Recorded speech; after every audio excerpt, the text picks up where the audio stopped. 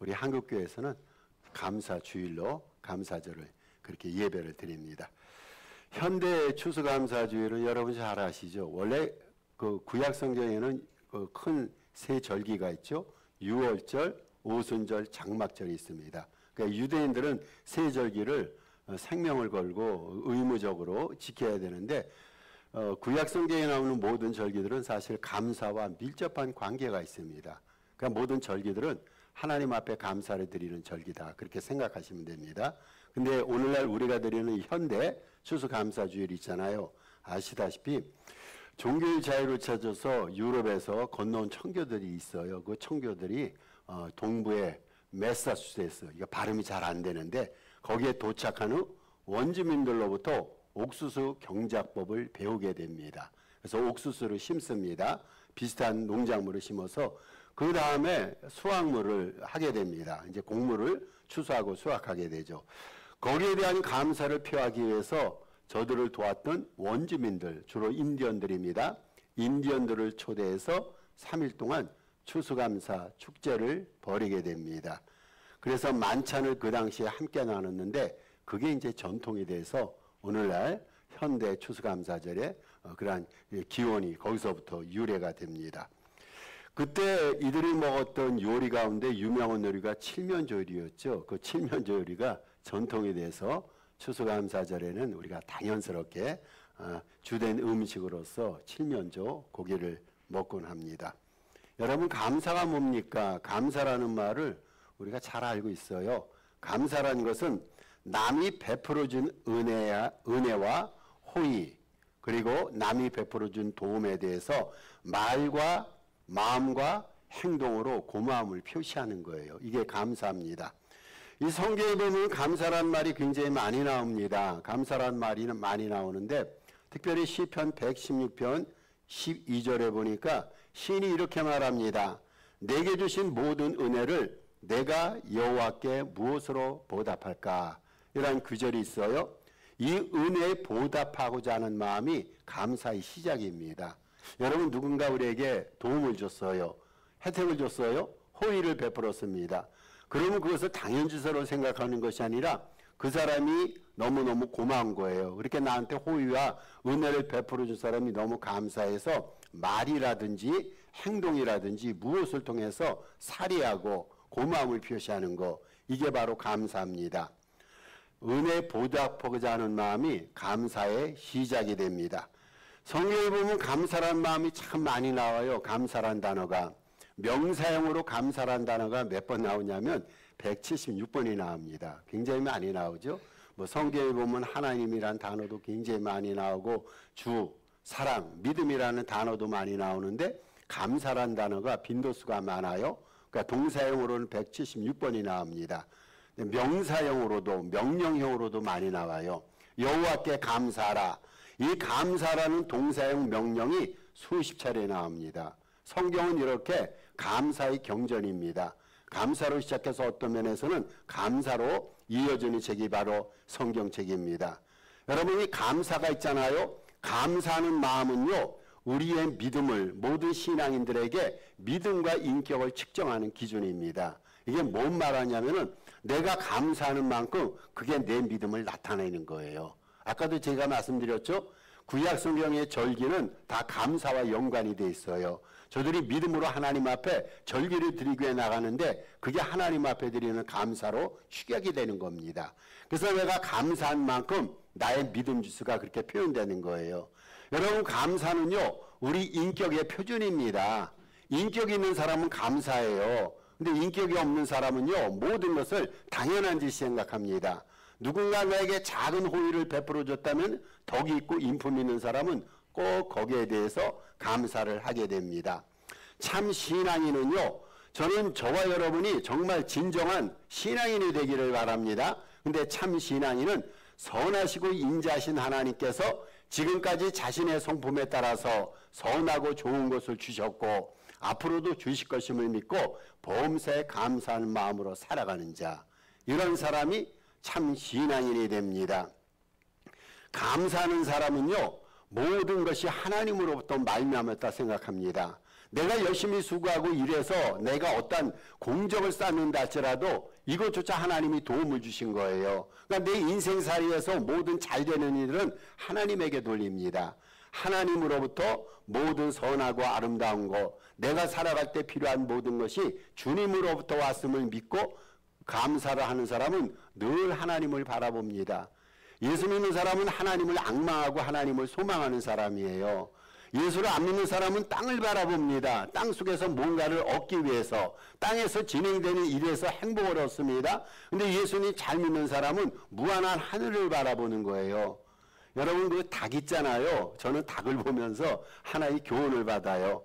닭이 모이를 쪼아 먹을 때마다 한 번 쪼아 먹고 닭은 하늘을 바라봅니다. 그렇죠? 닭은 한 모금 물을 먹고도 하늘을 바라봅니다. 여러분, 이 행동이 과연 무엇을 의미할까요? 저는 닭도, 미물인 닭도 이러한 모이를 주고 물을 주신 하나님 앞에 감사하는 감사의 표현이 아닌가? 여러분, 닭도 하나님 앞에 감사하는데 만물의 영장인 우리들, 인품의 기준이 되고 신앙의 기준인 감사를 하나님 앞에 늘상 드려야 되지 않을까요? 오늘 본문 4절에서 오늘 본문으로 들어갑니다. 시인은 크고 기이한 일을 행하시는 하나님 앞에 감사할 것을 명합니다. 오늘 본문에 보니까 하나님께서 굉장히 대단한 일을 하셨어요. 기이한 일을 하셨다고 말합니다. 기이한 일. 그런 일을 하신 하나님 앞에 감사라고 말합니다. 여러분, 하나님은요, 선한 일을 하시는 분이에요. 하나님이 악한 일을 하십니까? 네벌. 그렇지 않습니다. 하나님은 본성이 선한 분이기 때문에 하나님은 선하시고 인자하시다. 오늘도 본문 말씀에 그 말씀이 도배가 되어 있지 않습니까? 선하신 하나님, 착하신 하나님께서는요, 하시는 일이 모두 착합니다. 그 착한 일들을 하나님은 우리에게 베푸시는 거예요. 하나님은 선한 일을 하십니다. 그리고 한편 하나님께서는 기이한 일을 하십니다. 여러분, 하나님은 인간과 달라요. 우리가 하는 일은요, 우리가 알아요. 인간이 하는 일은 아무리 크다고 할지라도 뭐 인간의 두뇌와 인간의 능력 갖고 얼마나 우리가 대단한 일을 하겠습니까? 저 사람이 한 일은요, 대부분 나도 할 수가 있어요. 이게 보편적인 인간의 정서고 인간의 능력입니다. 근데 하나님께서는 기이한 일을 하십니다. 인간이 하지 못하는 크고 기이한 일을 행하시는데 오늘 본문에서 그거를 우리에게 보여주는 거예요. 하나님은 어떠한 일을 하신다고요? 선한 일을 하세요. 하나님은 기이한 일을 하십니다. 오늘 본문에 기이한이라는 단어가 나오는데 헬라어로 팔라라고 말합니다. 이 뜻을 풀이하면 어려운, 오묘한, 놀라운. 하나님은 놀라운 일을 하세요. 하나님은 기이한 일을 하세요. 그리고 하나님은 아주 어렵고 오묘한 일, 신묘막측한 일을 하나님은 하시는 분입니다. 여러분, 하나님은요, 어떠한 분이냐면은 이걸 우리가 함께 읽어야 돼요. 같이 읽도록 하겠습니다. 하나님은 유일하고 특별하며 크고 강대하며 높고 광대하며 존귀하고 맹렬하며 기이하고 난해하며 기묘하고 지혜로운 분으로 놀랍고도 신비한 일을 행하신다. 여러분, 믿어요? 이분이 하나님이에요. 지금 이 문장이 나온 분이 하나님이에요. 이 글은요, 이 문장은 인간에게는 해당되지 않고 오직 하나님에게 해당됩니다. 오늘 5절부터 9절까지 본문에 들어가면요, 하나님께서 행하신 기이한 일들, 장엄한 일들이 나옵니다. 그 일들을 한마디로 요약하면요, 천지창조입니다. 천지창조. 오늘 5절부터 9절까지는요, 하나님의 천지창조의 광경인데 시인이 그것을 시로 묘사한 거예요. 이 시인 대단하지 않아요? 하나님께서 천지를 지으실 때 일어났던 일들을 계시를 받아서 글로, 서정적인 글로, 능력 있는 글로 표현했단 말이죠. 오늘 본문에 보니까 하나님께서는 하늘과 땅을 지으셨어요. 빛과 어둠을 지으셨어요. 그리고 하나님은 태양과 1월 성실, 별들을 지으셨는데 여러분, 하나님께서 이러한 기이한 일을 행하셨어요. 인간이 능력이 있어도 행성 하나를 만들 수 있어요? 인간이 별과 같은 어떤 지구와 같은 그러한 행성을 만들 수가 있어요? 과학이 첨단을 걷고 우주기술이 첨단을 걷는다 할지라도 오늘 본문에 나오는 천지창조의 일들을 인간은 그 어느 것 하나도 할 수가 없단 말이죠. 하나님께서는 이러한 기이한 일을 행하셨어요. 이 기이한 일을요, 제가 우주의 행성 가운데 지구, 인간이 거주하는 지구 행성에 대해서 조금 예를 들어 보십시다. 하나님이 행하신 기이한 일이에요. 여러분, 지구가요, 질량이 무게가 얼마나 되시는지 아십니까? 대충 맞추면은 제가 저 한 일주일 동안 커피를 마실 수 있는 자격을 드리겠습니다. 여러분 지구의 질량은요 600만이면 600이 아니에요. 잘 들으세요. 600만 조 킬로그램입니다. 지구의 무게가 여러분 조라는 숫자가 아시죠? 근데 그 조라는 숫자 앞에 600만 조입니다.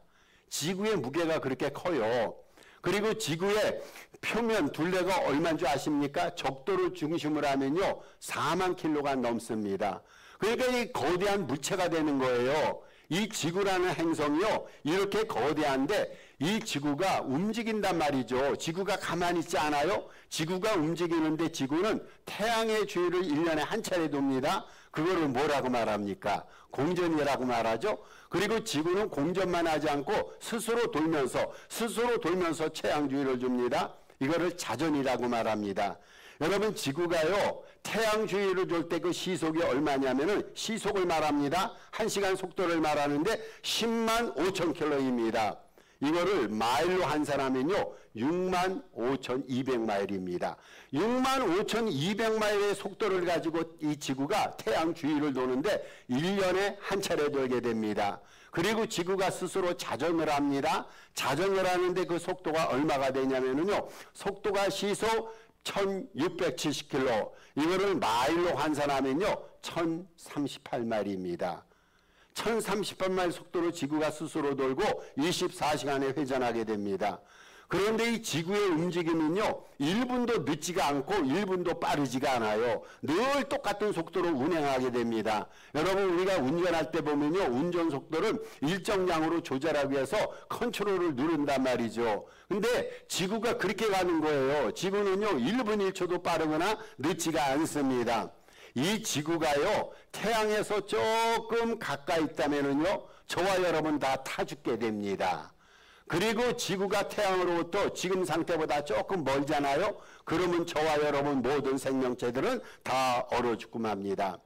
여러분 지구는요 80%가 물로 돼 있어요. 표면에 보면은 20%가 땅입니다. 그러면 지구가 막 움직일 때 이 지구에 있는 물이 쏟아져야 되잖아요. 이론상으로 따지면은 지구는 둥근데 그 밑에도 물이 있는데 물이 쏟아져야 됩니다. 근데 물이 안 쏟아져요.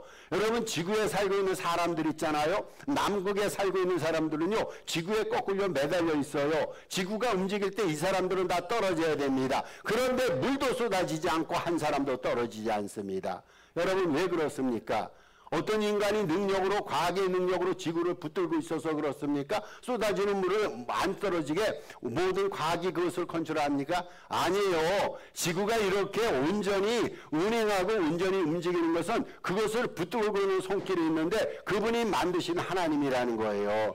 여러분 지구를 만드신 하나님께서 지구를 붙들고 있어요.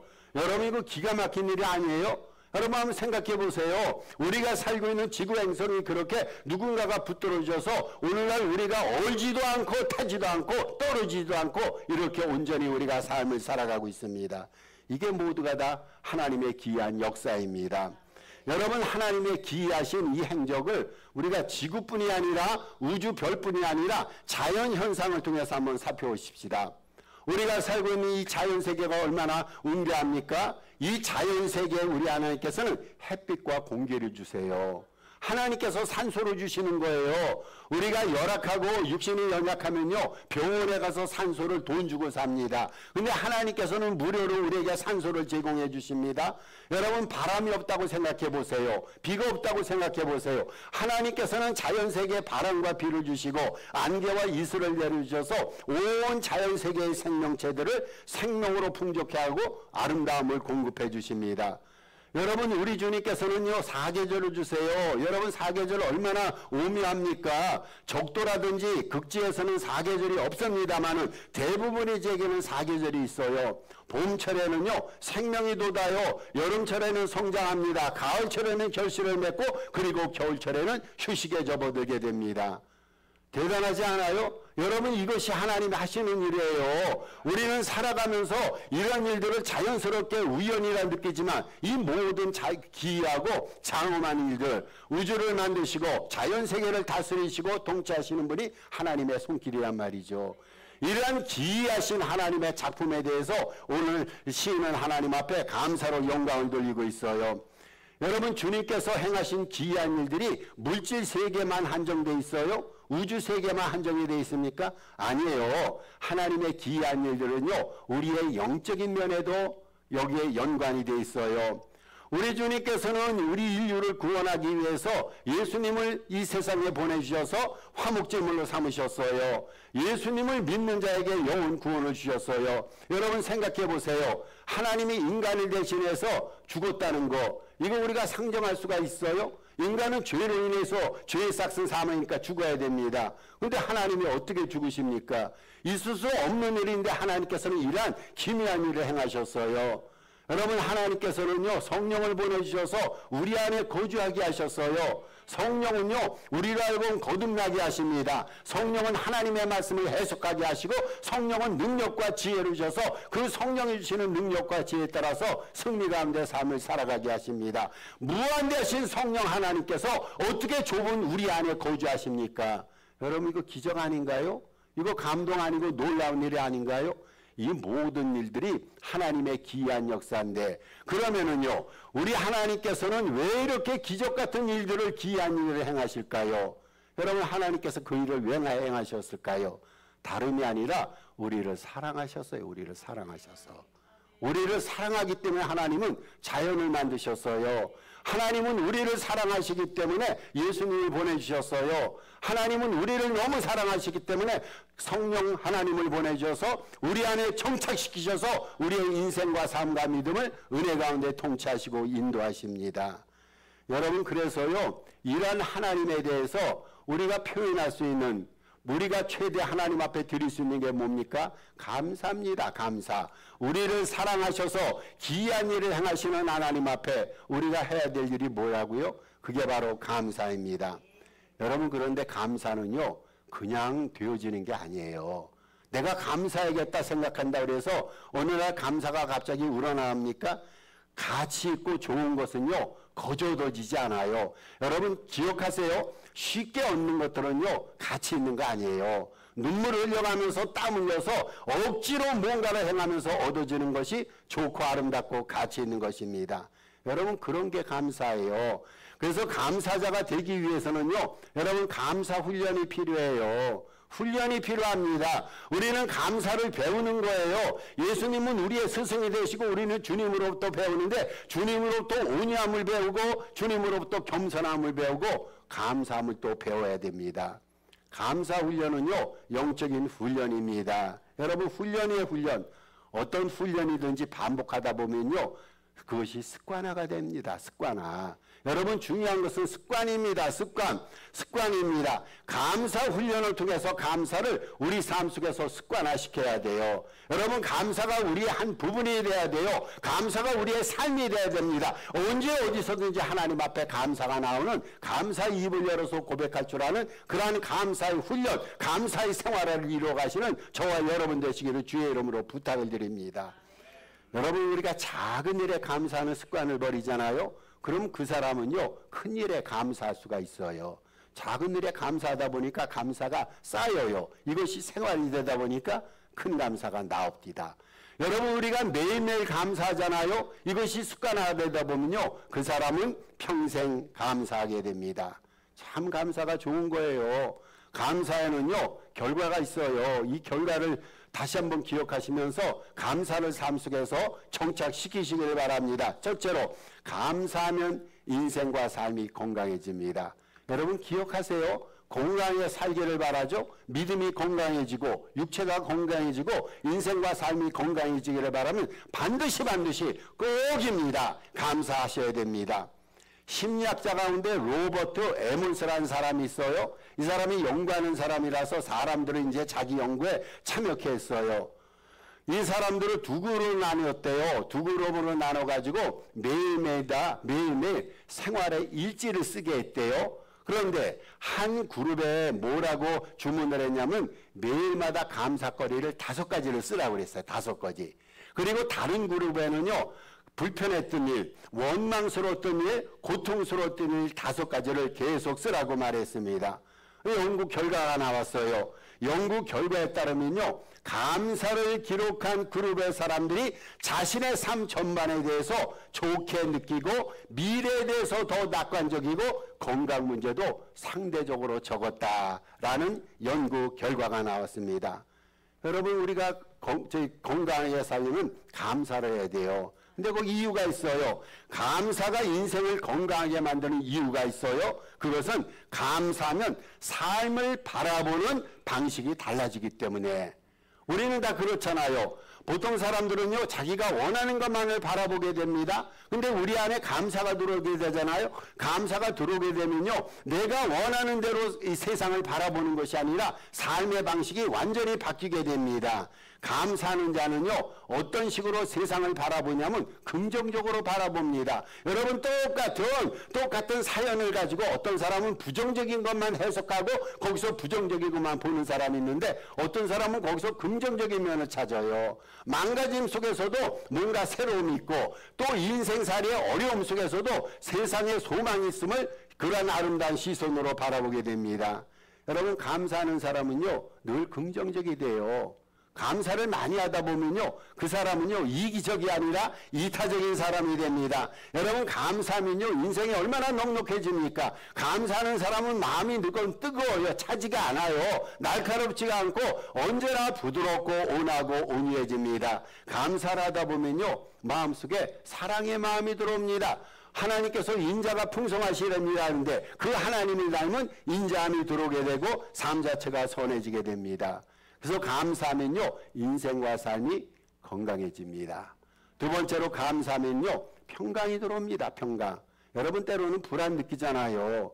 뭔가 내 인생살에 부정적인 것이 일어날 것 같다는 불길한 예감이 들 때가 있어요. 사실 그 일이 안 일어나요. 근데 우리는 두려움 속에, 염려 속에, 걱정 속에 인생살이를 소모할 때가 얼마나 많은지 몰라요. 여러분, 그럴 때 인생을 해결할 수 있는 비결 가운데는 감사하는 겁니다. 감사합니다. 바울이 빌립보 교회에 보낸 편지에서 자신의 감사 기도를 모든 지각에 뛰어난 하나님의 평강과 연결을 시킵니다. 바울이 연결시켰어요. 여러분, 감사는요, 평강과 기쁨을 불러옵니다. 감사하면 하나님의 평강이, 중요한 것은 하나님의 평강입니다. 내가 만들어내는 평강이 아니라 하나님이 주시는 평강이 우리 마음과 생각을 지켜주고 삶을 해석하는 방식도 바꿔줍니다. 하나님의 평강입니다. 골로새서 3장 15절에 이렇게 말합니다. 그리스도의 평강이 너희 마음을 주장하게 하라. 너희는 평강을 위하여 한 몸으로 부르심을 받았으니 또한 감사하는 자가 되라. 사도 바울이 골로새 교우들에게 그렇게 주문했어요. 그리스도의 평강이 여러분의 마음을 다스리고 주관하게 하라고. 하나님의 평강이 우리 안에 들어오면, 하나님의 평강이 우리 가정 속에 들어오면, 우리 교회 속에 들어오면, 모든 교회 속에 하나님의 평강이 들어오면 얼마나 좋을까요? 여러분, 하나님의 평강으로 가득 찬 삶의 공동체가 천국이 아닙니까? 그러한 천국 공동체, 하나님의 평강으로 가득 찬 그러한 천국 공동체를 이루기 위해서 어떻게 해야 된다고요? 감사하는 사람이 되라고 말합니다. 여러분, 우리가 감사하잖아요. 그러면 하나님의 평강이 그 삶의 자리에 풍성히 채워집니다. 세 번째로 감사하면요, 이거 굉장히 중요합니다. 감사하면 천국에서도 계속 감사하게 됩니다. 아르헨티나 노래 가운데, 아르헨티나는 스페니쉬를 사용하는 나라입니다. 아르헨티나 노래 가운데 엘시엘로 깐타 알레그레아, 이게 발음이 맞는지 모르겠어요. 이란 가사 말이 있는 노래가 있대요. 이 찬양이 있습니다. 저희 찬양 들었어요. 이 찬양을 한국말로 번역을 하면 천국이 기뻐 노래하네. 여러분, 천국이 기뻐 노래한대요. 교회만 기뻐 노래하는 것이 아니라, 성도만 기뻐 노래하는 것이 아니라 천국도 기뻐 노래한다 라는 가사말입니다. 감사는요, 이 땅에만 있는 게 아니에요. 여러분, 감사는 천국에서 있어요. 아니, 천국에는 더 큰 감사가 있습니다. 요한계시록에 보면 천국에는요, 수많은 사람들, 그리고 천사들이 천국에서 어울려서 함께 모여서 하나님 앞에 감사를 선포하는 장면들이 요한계시록에 많이 나옵니다. 여러분, 우리가 언젠가 천국에 갈 거란 말이죠. 저는 저와 여러분이 천국에 가서 제일 먼저 해야 될 찬양을 생각해 봤어요. 우리가 천국에 가면 무슨 찬양을 부를까? 제일 먼저 불러야 할 찬송은 감사 찬송이라는 거예요.